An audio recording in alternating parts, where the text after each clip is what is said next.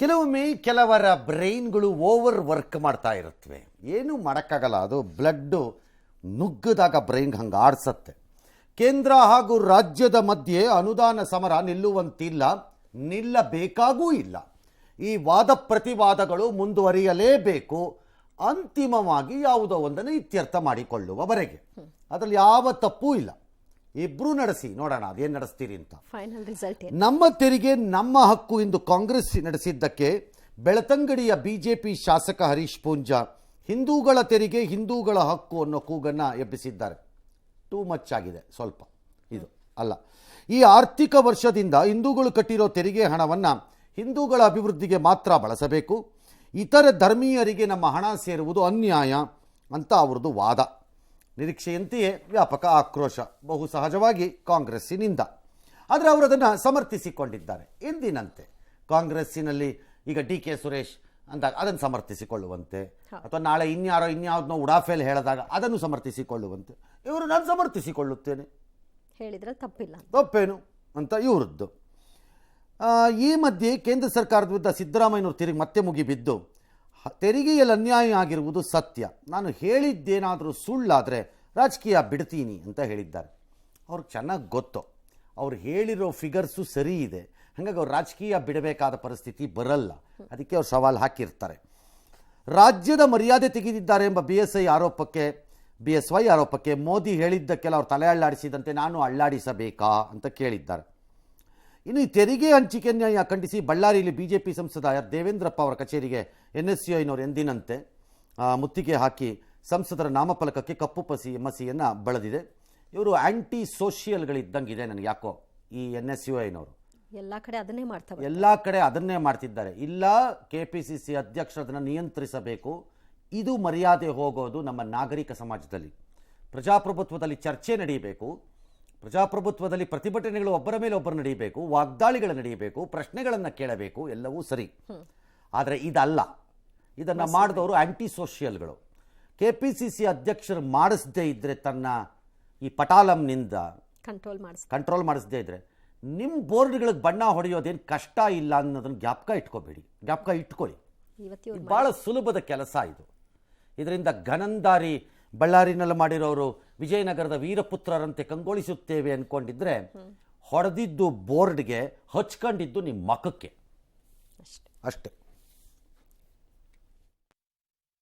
ನಾವು ಕಟ್ಟಿರೋ ತೆರಿಗೆ ನಮಗೆ ಕೊಡಿ ಅಂತ ಕೇಳಿದ್ರಲ್ಲಿ ತಪ್ಪೇನಿದೆ? ಖಂಡಿತವಾಗಿಯೂ ನನ್ನ ಹೇಳಿಕೆಗೆ ನಾನು ಬದ್ಧ. ನೀವೊಂದು ಸಲ ಅಂಕಿಅಂಶ ತೆಗೀರಿ. ಈ ದೇಶದಲ್ಲಿ ಅತ್ಯಂತ ಹೆಚ್ಚು ತೆರಿಗೆ ಕಟ್ತಕ್ಕಂಥ ಸಮಾಜ ಧರ್ಮ ಯಾವುದು? ಅದು ಹಿಂದೂ ಧರ್ಮ. ನಮ್ಮ ಹಿಂದೂಗಳು ಕಟ್ಟಿರ್ತಕ್ಕಂಥ ತೆರಿಗೆಯ ಹಣದಲ್ಲಿ ಹಿಂದೂಗಳ ಅಭಿವೃದ್ಧಿ ಮಾಡಿ, ಇದು ನಮ್ಮ ಹಕ್ಕು ಅಂತ ನಾವು ನೋಡಿ ಯಾವ ಮಟ್ಟಕ್ಕೆ ಇವರು ಹೇಳಿದ್ರು ಅಂತ ಇದ್ರ ಮೇಲೆ ತೋರಿಸ್ತದೆ. ಇದು ಮೂರ್ಖತನದ ಒಂದು ಪರಮಾವಧಿ.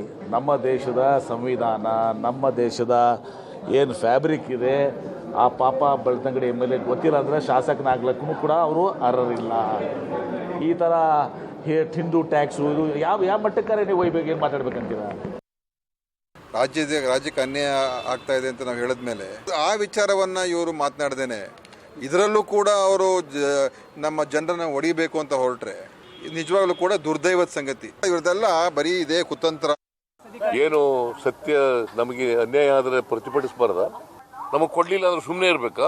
ನಾನು ಸುಳ್ಳು ಹೇಳ್ತೀನಿ ಅಂತ ಆದ್ರೆ ರಾಜಕೀಯ ಬಿಟ್ಬಿಡ್ತೀನಿ. ಯಡಿಯೂರಪ್ಪನವ್ರು ಬಾಯಿ ಮುಚ್ಕೊಂಡಿದ್ದಾರೆ ಅಂತಂದ್ರೆ ನಾವು ಬಾಯಿ ಮುಚ್ಕೊಂಡಿರ್ಬೇಕಾ? ಯಡಿಯೂರಪ್ಪನವ್ರು ತಲೆ ಆಡಿಸ್ತಾರೆ ಹೀಗೆ ಅಂತಂದ್ರೆ ನಾವು ಅಳ್ಳಾಡಿಸ್ಬೇಕಾ? You can't keep quiet. ಹಿಂದೂಗಳ ತೆರಿಗೆ ಮತ್ತೊಬ್ಬರ ತೆರಿಗೆ ಅಂತ ಲೆಕ್ಕ ಹಾಕೋಕ್ಕಾಗತ್ತಾ ಸರ್? ನನಗೆ ಗೊತ್ತಿಲ್ಲ. ಅಲ್ಲ, ಲೆಕ್ಕ ಹಾಕಕ್ಕಾಗತ್ತೆ ಆಗಲ್ಲ ಅನ್ನೋ ಪ್ರಶ್ನೆ ಬೇರೆ. ಫಸ್ಟ್ ಆಫ್ ಆಲ್ ಆರ್ಗ್ಯುಮೆಂಟೇ ರಾಂಗು. ಇದನ್ನು BJP ಒಪ್ಪತ್ತಾ ಅಂತ ಹೇಳಬೇಕು ನನ್ನ ಪ್ರಕಾರದಲ್ಲಿ. 5 ಕಂಟ್ರೋಲ್ ಇವರ MLA. ಹಿಂದೂಗಳಿಗೆ ಇನ್ಯಾವುದೋ ರೀತಿಯಲ್ಲಿ ತುಷ್ಟೀಕರಣದಲ್ಲಿ ನಷ್ಟ ಆಗ್ತಿದೆ, ನಷ್ಟ ನೀವು ಸರಿ ಮಾಡಬೇಕು ಅಂತಾನೋ, ಬೇರೆ ಬೇರೆ ವಿಚಾರಗಳಿಗೆ ಬಂದಾಗ ನಮಗೆ ನಷ್ಟ ಆಗ್ತಿದೆ ಅಂತ, ಈ ಜಾತಿಗಳಿಗೆ ನಮಗೆ ನಷ್ಟ ಆಗ್ತಿದೆ ಅಂತ ಕೇಳದಂಗೋ, ದಟ್ಸ್ ಓಕೆ, ಅದು ಒಂದು ಆರ್ಗ್ಯುಮೆಂಟ್ ಅಷ್ಟೆ. ತೆರಿಗೆಯನ್ನು ಹಿಂದೂ ತೆರಿಗೆ, ಮುಸ್ಲಿಂ ತೆರಿಗೆ ಅಥವಾ ಕ್ರಿಶ್ಚಿಯನ್ ತೆರಿಗೆ ಅಂತ ಡಿವೈಡ್ ಮಾಡುವಂತಹ ಘನಂದಾರಿ ಎಕಾನಮಿಸ್ಟು ಈ ಹರೀಶ್ ಪೂಂಜಾ ಆಗಿದ್ದರೆ ಅವ್ರನ್ನ ಮೋದಿಯವರು ನೆಕ್ಸ್ಟ್ ಟರ್ಮಲ್ಲಿ ನಿರ್ಮಲಾ ಸೀತಾರಾಮನ್ ಬದಲು ಇವ್ರನ್ನ ಫೈನಾನ್ಸ್ ಮಿನಿಸ್ಟರ್ ಮಾಡ್ಕೊಳ್ಳೋದು ಒಳ್ಳೆಯದು. Or at least let BJP agrees with this. ಸೈಲೆಂಟಾಗಿರ್ತೀರಿ.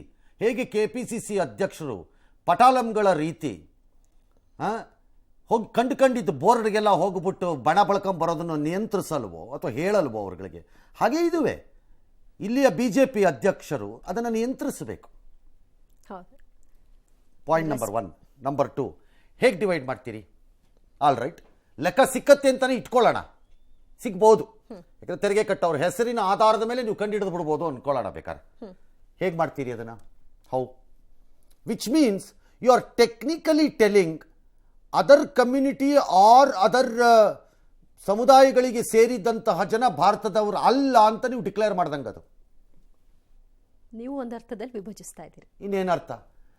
DK Suresh ತೆರಿಗೆಯ ವಿಚಾರದಲ್ಲಿ ದೇಶ ವಿಭಜನೆಯ ಮಾತನಾಡೋದಾದರೆ ತೆರಿಗೆಯ ವಿಚಾರದಲ್ಲಿ ಹರೀಶ್ ಪೂಂಜಾ ಮಾಡ್ತಿರೋದು ದೇಶ ವಿಭಜನೆನೇ. ವ್ಯತ್ಯಾಸ ಏನಿಲ್ಲ ಎರಡು. ಅದು ಖಂಡನೆಗೆ ಯೋಗ್ಯ ಆಗಿದೆ, ಹಾಗೆ ಇದು ಖಂಡನೆಗೆ ಯೋಗ್ಯವೇ. ಭಾರತೀಯರು ಇದು ಸರಿ. ದೇವಸ್ಥಾನಗಳನ್ನು ಮುಜರಾಯಿ ಇಲಾಖೆಯಿಂದ ನೀವು ನಿರ್ವಹಿಸ್ತೀರಿ, ಬೇರೆ ಯಾವುದೇ ಧರ್ಮಗಳಿಗೆ ಇದು ಇಲ್ವಲ್ಲ, ನಮ್ಮ ಮೇಲೆ ಯಾಕೆ ಹೀಗೆ ಹೇಳ್ತೀರಿ? Fair, there is an argument. ಆ ವಿಷಯದಲ್ಲಿ ಆರ್ಗ್ಯುಮೆಂಟ್ ಇದೆ ಅಲ್ಲೊಂದು. ಅದು ದೇವಸ್ಥಾನದಲ್ಲಿ ಸಂಗ್ರಹವಾಗುವುದನ್ನು ತೆಗೆದುಕೊಂಡೋಗಿ ನೀವು ಯಾವುದೋ ಮಸೀದಿ ಡೆವಲಪ್ಮೆಂಟ್ಗೋ ಚರ್ಚ್ ಡೆವಲಪ್ಮೆಂಟ್ಗೋ ಕೊಡ್ತಾ ಇದ್ದೀರಿ ಅಂತ ಹೇಳಿದ್ರೆ there is a fair argument. But ತೆರಿಗೆ ಅಲ್ಲ. ತೆರಿಗೆಗಳನ್ನು ಪ್ರಜೆಗಳಾಗಿ ಕಟ್ತಾ ಇದ್ದೀವಿ, ಹಿಂದೂ ಆಗಿ ಕಟ್ತಾ ಇಲ್ಲ. ತೆರಿಗೆಯನ್ನ ಪ್ರಜೆಯಾಗಿ ಕಟ್ತಾ ಇದ್ದಾನೆ ಯಾರೋ ನಾಸೀರ್, ಪ್ರಜೆಯಾಗಿ ಕಟ್ತಿದ್ದಾನೆ, ಮುಸ್ಲಿಂ ಆಗಿ ಅಲ್ಲ. ತೆರಿಗೆಯನ್ನ ರಾಬರ್ಟ್ ಕಟ್ತಾ ಇದ್ದಾನೆ, ಪ್ರಜೆಯಾಗಿ ಕಟ್ತಿರ್ತಾನೆ, ಕ್ರಿಶ್ಚಿಯನ್ ಆಗಲ್ಲ. ಹೇಗೆ? How do you do that? ಒಂದು ವೇಳೆ ಈ ಎಕ್ಸ್ಟೆಂಡೆಡ್ ಆರ್ಗ್ಯುಮೆಂಟನ್ನು ಎತ್ಕೊಂಬಂದರೆ ನಾಳೆ ಮಂಗಳೂರಿನಿಂದ ಬಹು ಜನರು ಗಲ್ಫ್ ಕಂಟ್ರಿಗೆ ಇಲ್ಲಿಗೆಲ್ಲ ಹೋಗಿದಾರಲ್ಲ, ಅಲ್ಲೂ ಇದೇ ವಾದ ಮಂಡನೆ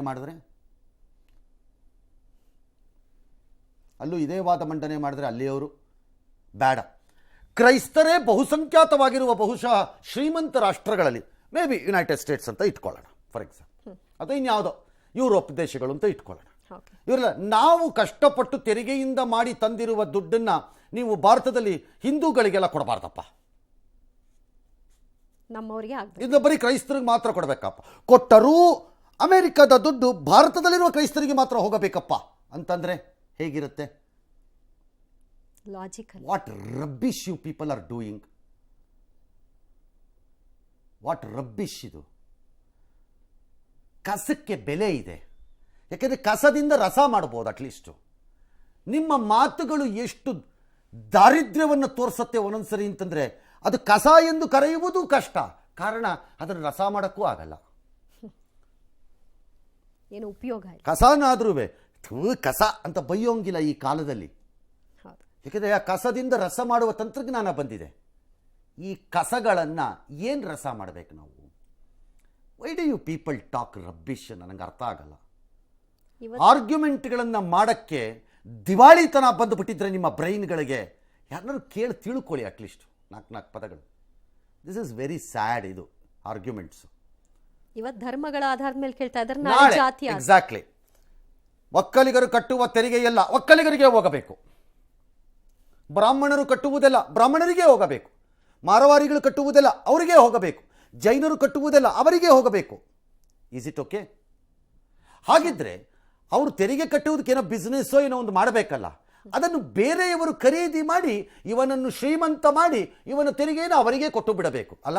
ಏನು ಕಮಂಗಿಗಳ ಅವರೆಲ್ಲ? ಹಂಗಾರೆ ಕಮಂಗಿಗಳ ಅಂತ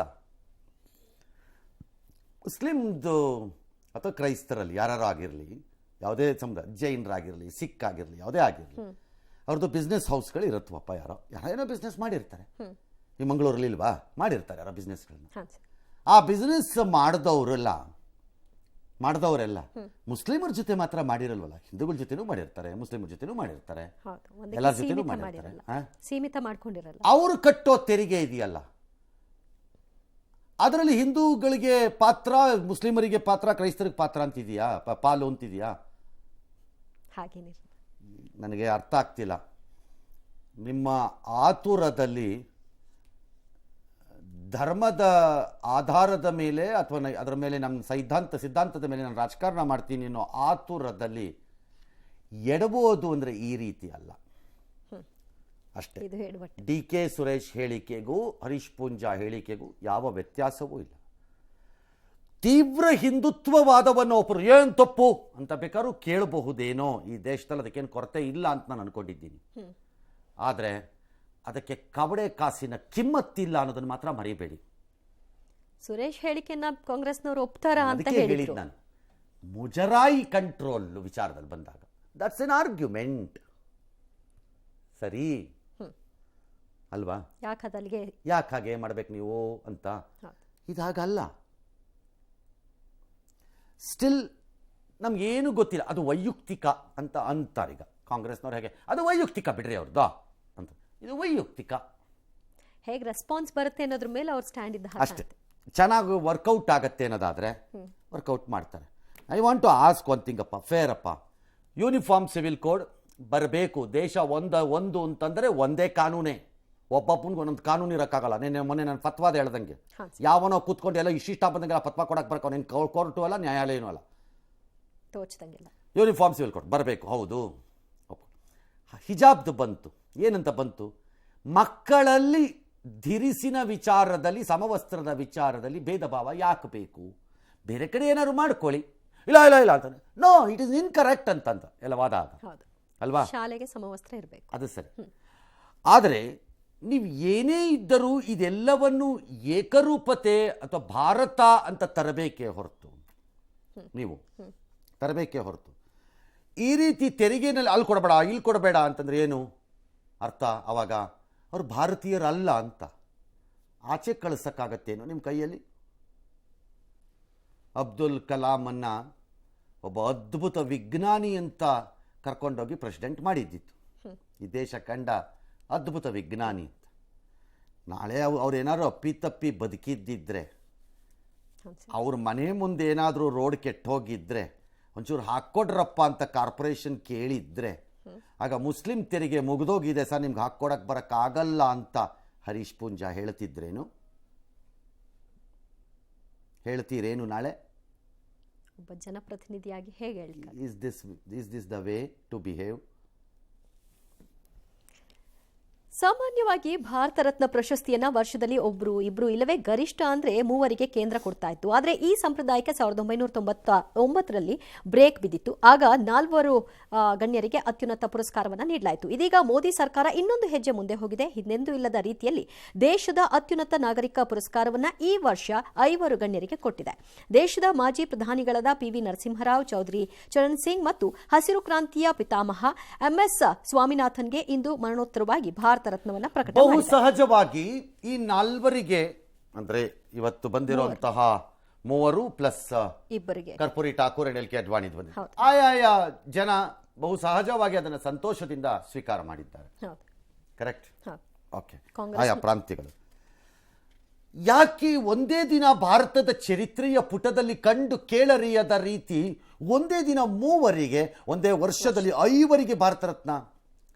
ಸಂಖ್ಯೆಗಳ ನಿಗದಿ ಏನು ಇರಲಿಲ್ಲ, ಆ ರೀತಿ ನಿಯಮಗಳಿಲ್ಲ. ಆದರೆ ಅದನ್ನ ಆಡಳಿತದಲ್ಲಿದ್ದ ಪಕ್ಷಗಳು ಬಹುದೊಡ್ಡ ಉದಾರತೆಯ ಸಂಕೇತವೆಂದೋ ಅಥವಾ ನಾನು ನಿನ್ನನ್ನು ಗುರುತಿಸುತ್ತಿದ್ದೇನೆ ಎಂಬ ಋಣಭಾವಕ್ಕೆ ಬೀಳಿಸಲೆಂದೋ ಒಂದು ಅಸ್ತ್ರವಾಗಿ ಇಟ್ಟುಕೊಂಡಿದ್ರು, ಏನೋ ಪಾವಿತ್ರತೆಯ ವಿಚಾರದಲ್ಲಿ.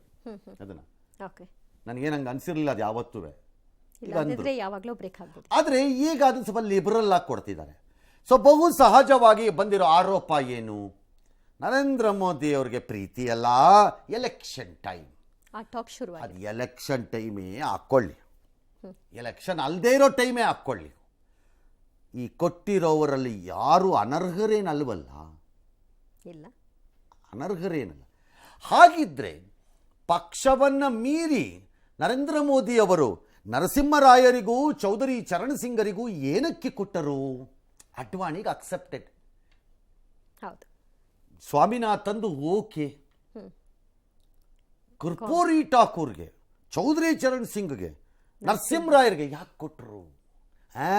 ಎಲ್ಲ ಓಟ್ಗಪ್ಪ, ಎಲ್ಲ ಎಲೆಕ್ಷನ್ ಇರಲಿ, let us see.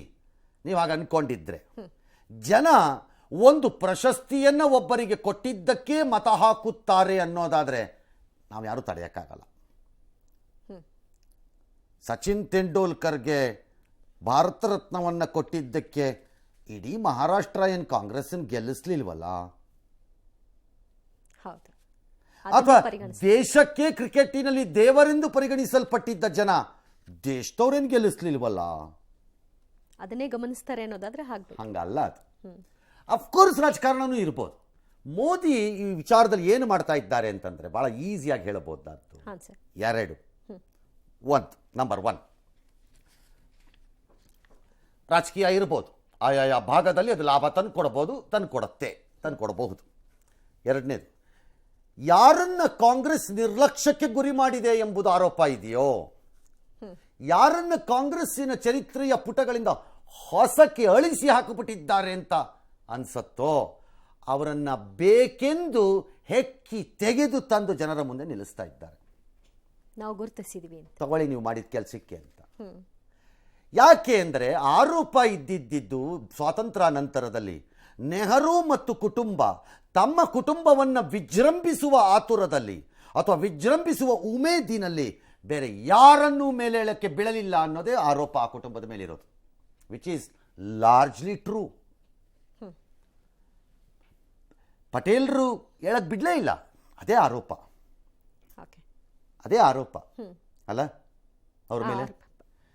Lal Bahadur Shastri ಭಾಳ ಇಂಡಿಪೆಂಡೆಂಟ್ ಆಗಿದ್ರು, ಆಗಲಿಲ್ಲ, ಎಲ್ಲ ಅಲ್ಲೊಂದು ಇಲ್ಲೊಂದು ಸುಮ್ಮನೆ ಟೇಸ್ಟ್ಗೆ ಇರಲಿ ಅನ್ನೋ ಥರ ಅಷ್ಟೇ, ಬಿಡಲೇ ಇಲ್ಲ. Nobody was allowed. This country was dominated by the figures of the Gandhi family, Nehru family. Nehru, Indira, Rahul, Rajiv, Sonia, ಈ ಥರ ಅವ್ರವ್ರದ್ದು ಹೆಸರುಗಳು. ಹಾಗಾಗಿ ಮೋದಿ ಆ ಮೆಸೇಜನ್ನು ಕಳಿಸೋಕ್ಕೆಂದೇ ಮಾಡ್ತಿರೋದು. ಮೊದಲನೇದು ಭಾರತದ ಮಾಜಿ ಪ್ರಧಾನಿ ನರಸಿಂಹರಾಯರು 91-96ರಲ್ಲಿ ದೇಶದ ಪ್ರಧಾನಿಯಾಗಿ ಸೇವೆ ಸಲ್ಲಿಸಿದ್ರು. ಮಧ್ಯಮ ವರ್ಗ ಅಂತ ಏನಿದೆ ಈ ದೇಶದಲ್ಲಿ, ಮಿಡಲ್ ಕ್ಲಾಸ್ ಅಂತ ಏನಿದೆ, ಯಾರಿಗಾದರೂ ಋಣಿಯಾಗಿರಬೇಕಾದರೆ ನನ್ನ ಪ್ರಕಾರದಲ್ಲಿ, ನಾನು ಅರಿತುಕೊಂಡಿರುವ ಅರ್ಥಶಾಸ್ತ್ರದ ಪ್ರಕಾರ, ನಾನು ಆರ್ಟ್ಸ್ ಸ್ಟೂಡೆಂಟ್, ನಾನು ಎಕನಾಮಿಕ್ಸ್ ಸ್ಟೂಡೆಂಟ್ ಅಲ್ಲ, ಆದರೂ ಹೇಳ್ತೀನಿ, ನಾನು ಅರಿತುಕೊಂಡಿರುವ ಅರ್ಥಶಾಸ್ತ್ರದಲ್ಲಿ ಯಾರಾದರೂ ಮಿಡಲ್ ಕ್ಲಾಸ್ನವ್ರು ಯಾರಿಗಾದರೂ ಋಣಿಯಾಗಿರಬೇಕು, ತಮ್ಮ ಬದುಕಿನ ಇದನ್ನೆಲ್ಲ ನೋಡಿದ್ವಿ, ವ್ಯತ್ಯಾಸ ಆಯಿತು ನಮಗೆ ಅಂತಿದ್ರೆ ನರಸಿಂಹರಾಯರಿಗೆ ಮಾತ್ರ. Because that is the period ಈ ದೇಶ ರೆಕ್ಕೆ ಪುಕ್ಕ ಎಲ್ಲ ಮಾಂಜಾಧಾರದಲ್ಲಿ ಕಟ್ಕೊಂಡು ಕೂತಿದ್ದ ದೇಶ ಬಿಡಿಸ್ಕೊಂಡು ಆಚೆ ಬಂದಿದ್ದು. The great liberalisation process began, which gave tremendous power to the middle class of India. ಅದಕ್ಕೆ ಕಾರಣ ಅವರೇನೆ ನರಸಿಂಹರಾಯರು. ಆದರೆ ಕಾಂಗ್ರೆಸ್ ತನ್ನದೇ ಆದ ಕಾರಣಗಳಿಂದ ನರಸಿಂಹರಾಯರನ್ನ ತಿರಸ್ಕಾರ ಮಾಡಿಬಿಡ್ತು. ಯಾವ ಲೆವೆಲ್ಗೆ ತಿರಸ್ಕಾರ ಆಯಿತು ಅಂದರೆ, ಭಾಳ ಕಾಲದ ಹಿಂದೆ ನಾನು ದಿಲ್ಲಿಗೆ ಹೋಗ್ತಿದ್ದಾಗ ಕೆಲವರು ತಮಾಷೆಗೆ ಅದನ್ನು, ಅಂದರೆ ಹಿಸ್ಟ್ರಿ ಕತೆ ಏನಾದ್ರು ಹೇಳೋವಾಗ ನಮಗೆ ಹೇಳೋರು, ನರಸಿಂಹರಾಯನ ಕಾಂಗ್ರೆಸ್ಸಿನ ಒಳಗಡೆ ಇದ್ದ ಕೆಲವು ಘನಂದಾರಿ ಘನತೆ ವೆತ್ತ ಪಂಚಾಯಿತಿಯನ್ನು ಗೆಲ್ಲಲು ಆಗದ, ಮಧು ಬಂಗಾರಪ್ಪ ಅವರೇ ನೀವೇ ಬಳಸಿದ ಪದ, ಪಂಚಾಯಿತಿಯನ್ನು ಗೆಲ್ಲಲು ಆಗದ ಲೀಡರ್ಗಳು ಹೇಳ್ತಾ ಇದ್ದಿದ್ದು ಕಾಂಗ್ರೆಸ್ಸಿನಲ್ಲಿರುವ ಬಿಜೆಪಿ ಪ್ರಧಾನಿ ನರಸಿಂಹರಾಯರು ಅಂತ.